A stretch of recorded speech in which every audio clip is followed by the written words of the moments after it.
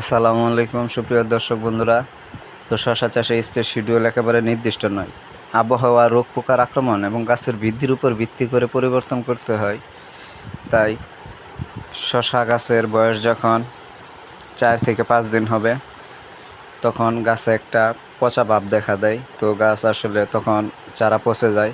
তো তখন আপনারা গাছে ছত্রাকনাশক হিসাবে আপনারা এমিস্টারটা ব্যবহার করবেন। এটা আসলে আপনার গাছকে রোগ প্রতিরোধ ক্ষমতা বাড়িয়ে একদম গাছকে সঠিক সতেজ করে তুলবে এবং তার ঠিক কিছুদিন পর আপনাদের চারার অবস্থা যখন ঠিক এইরকম সাইজের হবে তখন আপনারা আপনাদের জমিতে ছত্রাকনাশক হিসাবে ম্যানকোজেব বা কপার অক্সিক্লোরাইড 2 গ্রাম পার লিটার পানিতে ব্যবহার করবেন। এতে করে আপনাদের ডাউনি মিল্ডু, পাতার দাগ, রোগ প্রতিরোধ ক্ষমতা বেড়ে যাবে এবং যখন এই অবস্থা হবে তখন আপনাদের জমিতে আসলে পোকার আক্রমণ হবে।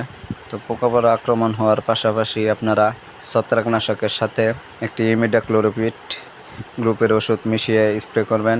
এতে করে আপনাদের জমির জাপ পোকা, সাদামাছির নিয়ন্ত্রণ হবে। তারপর আপনারা ঠিক আরও 7 দিন পর আপনারা যখন আপনাদের জমিতে আবার ছত্রাকনাশক স্প্রে করবেন, তো ছত্রাকনাশক হিসাবে আপনারা অন্য একটি ছত্রাকনাশক গ্রুপের ওষুধ নেবেন, অ্যাজিক্সট্রোবিন প্লাস ডিফেনোকোনাজল নেবেন। এতে করে আপনাদের আসলে একই গ্রুপের ছত্রাকনাশক বারবার স্প্রে করলে আপনাদের জমির আসলে রোগ প্রতিরোধ ক্ষমতা শশা গাছ হারিয়ে ফেলে। তো তাই তাদের পাশাপাশি আপনারা মাকড়নাশকের ওষুধ স্প্রে করবেন। মাকড়নাশক হিসাবে আপনারা চাইলে ডাইমেনশন ব্যবহার করতে পারেন প্লাস লিকার। এই দুইটা ওষুধ খুব ভালো কাজ করে। আর তার পাশাপাশি আপনারা অ্যাবাভেক্টিন বেনজয়েড গ্রুপের ওষুধ স্প্রে করবেন, যাতে করে আপনাদের জমিতে আসলে পোকার আক্রমণ থাকলে অনেকাংশেই চলে যাবে। আপনাদের আরেকটি বিষয় খেয়াল রাখতে হবে, ফুল আসার সময় মৌমাছি চলাচলের সময় সকালবেলা কোনো মতে আপনারা স্প্রে করবেন না। দরকার পড়ে আপনারা বিকালে স্প্রে করবেন। স্পোনোসার এবং অ্যাবাভেক্টিন বেনজয়েড ব্যবহারে ফল ছিদ্রকারী ও শুঁয়োপোকা দমন হয়। তাই যখন আপনাদের গাছে ফল ধরার সময় হবে প্রতি 7 থেকে 10 দিন পর পর রোগ পোকার অবস্থা দেখে ছত্রাকনাশক ও কীটনাশক পালাক্রমে ব্যবহার করবেন।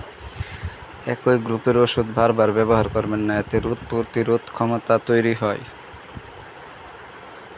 তাই প্রতিটি ওষুধের লেবেলে উল্লেখিত মাত্রা অনুসরণ করুন। তীব্র রোদে স্প্রে করবেন না, সকালে বা বিকালে স্প্রে করুন। বৃষ্টি হলে পুনরায় স্প্রে করতে হবে। তাই শশা গাছের এই শিডিউলগুলি যদি আপনি মেনে চলেন তো ইনশাল্লাহ আপনাদের গাছ হবে এরকম সুস্থ সবল এবং ইনশাল্লাহ আশা করি আপনারা সহজেই লাভবান হতে পারবেন।